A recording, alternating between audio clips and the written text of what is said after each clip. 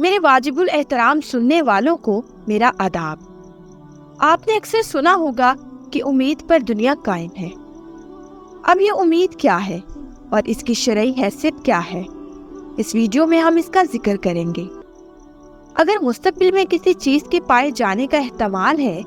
اور وہ دل پر غالب ہے تو اسے انتظار اور توقع کہتے ہیں،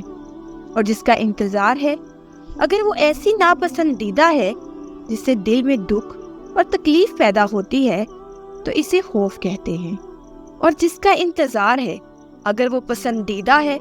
اور دل کا اس سے تعلق پیدا ہو چکا ہے اور اس سے دل کو لذت اور آرام پہنچ رہا ہے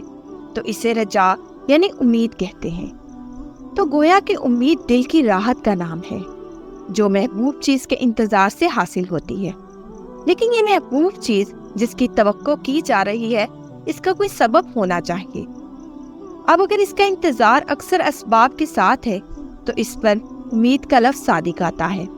اور اگر اسباب بالکل نہ ہوں یا اضطراب کے ساتھ ہوں تو امید کے مقابلے میں اس پر دھوکے کا لفظ زیادہ صادق آتا ہے،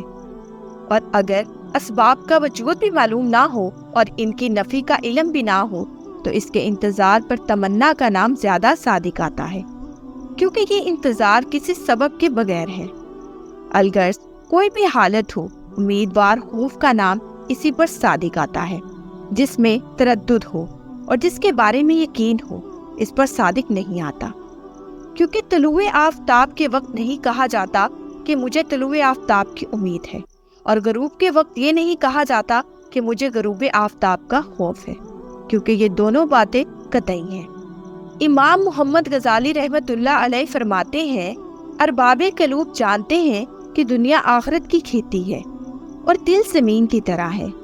ایمان اس میں بیج کی حیثیت رکھتا ہے اور عبادات زمین کو الٹ پلٹ کرنے، صاف کرنے، نہریں کھودنے اور ان کی طرف پانی جاری کرنے کی طرح ہے، اور وہ دل جو دنیا میں غرق اور ڈوبا ہوا ہے اس بنجر زمین کی طرح ہے جس میں بیج پھل نہیں لاتا، اور قیامت کا دن فصل کاٹنے کا دن ہے، اور ہر شخص وہی کچھ کاٹے گا جو اس نے بویا ہوگا۔ تو مناسب یہی ہے کہ بندے کی امید مغفرت کو کھیتی والے پر قیاس کیا جائے کہ جو شخص اچھی زمین حاصل کرتا ہے اور اس میں عمدہ بیج ڈالتا ہے جو نہ تو خراب ہوتا ہے اور نہ ہی بدبودار، اور پھر اس کی تمام ضروریات کو پورا کرتا ہے، اور وہ وقت پر پانی دینا، پھر زمین کو کانٹوں اور گھاس پھوس نیز ان تمام خرابیوں سے پاک کرنا ہے جو بیج کو پڑنے سے روکتی یا خراب کرتی ہے۔ پھر وہ اللہ تعالیٰ کے فضل کا منتظر ہو کر بیٹھ جائے کہ وہ زمین کو بجلی کی گرج اور دیگر مفسد آفات سے بچائے گا،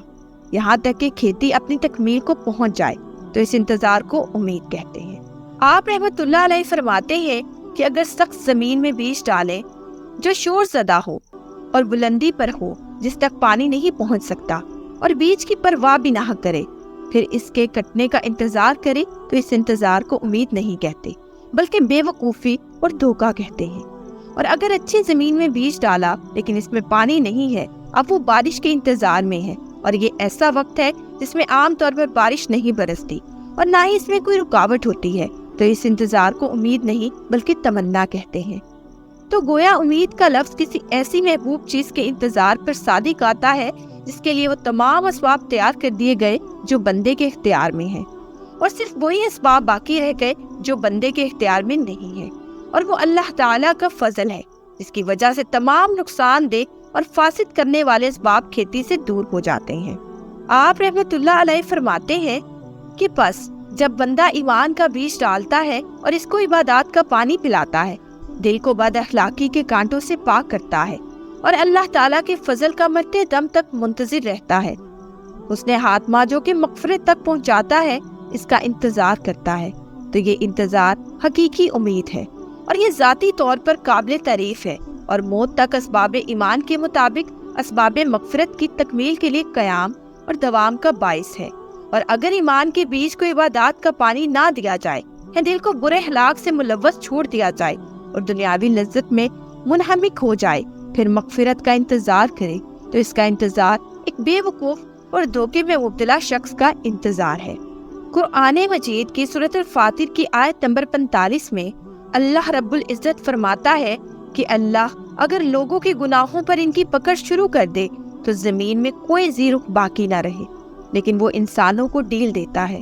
हम अहले ईमान मुसलमानों को चाहिए कि हमेशा अल्लाह रब्बुल इज्जत की जात पर पूरा भरोसा, यकीन और अच्छा गुमान रखें। हम बेशक गुनहगार हैं, खताकार हैं, स्याहकार हैं, लेकिन वो बड़ा गफूरुर रहीम है और इसकी रहमत बड़ी वसी है। बस इसके साथ किसी को शरीक किए बगैर इसके हुक्म की पैरवी करते हुए ज़ात व बरकत से अच्छी उम्मीदें वाबस्ता रखते हुए और सल्लल्लाहु अलैहि वसल्लम की सुन्नत पर अमल पैरा होकर अपनी जिंदगी गुजारें। नेक नियति से अच्छी और नेक उम्मीदें रखने की शरई तौर पर भी ना सिर्फ इजाजत है, बल्कि अल्लाह ताला के नजदीक अपने बंदे का एक पसंदीदा अमल है। इंसान होने के नाते हम लोग अपने ईमान की कमजोरी की वजह से शैतान मरदूद के बहकावे में जल्दी आ जाते हैं और गुनाह का इर्तिकाब कर बैठते हैं। लेकिन जब तक जिंदगी की सांस चल रही है, हमें तौबा करने की मोहलत मिली हुई है और इस पाक परवरदिगार से अपने गुनाहों की माफी और बख्शिश की बड़ी उम्मीद है।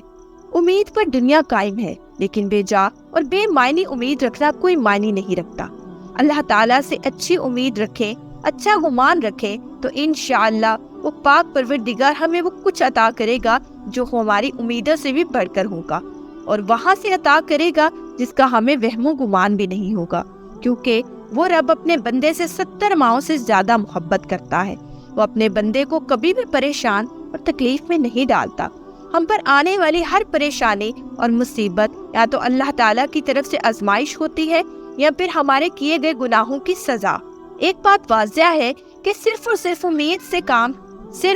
उम्मीद से काम नहीं बनते, बल्कि नेकी के काम करना, अल्लाह ताला के हुक्म की पैरवी करने की कोशिश करना, रब्बुल आलमीन के बताए हुए रास्ते को चुनना और फिर अच्छी उम्मीद रखकर अपने मुकद्दर और अपने नसीब की तमन्ना करने से काम होते हैं और जिंदगी बनती है। मुझे भी आप लोगों से उम्मीद है कि इस आर्जी दुनिया में आप सिर्फ नेक और अल्लाह ताला के हुक्म के मुताबिक अच्छी उम्मीद रखेंगे, जिसकी शरई हैसियत भी हो और अल्लाह ताला की रज़ा भी शामिल हो। नाज़रीन, आज की वीडियो आपके लिए बहुत इन्फॉर्मेटिव रही होगी और अगर आप चाहते हैं कि हम ऐसे ही अच्छे मौजू आपके साथ शेयर करते रहे तो हमारे चैनल को लाइक, शेयर और सब्सक्राइब करना मत भूलिएगा और बेल आइकन का बटन जरूर प्रेस कीजिएगा ताकि हर नई वीडियो का नोटिफिकेशन आपको आपकी स्क्रीन पर मिले। अब मैं आपसे इजाजत चाहूंगी। शुक्रिया। अल्लाह हाफिज।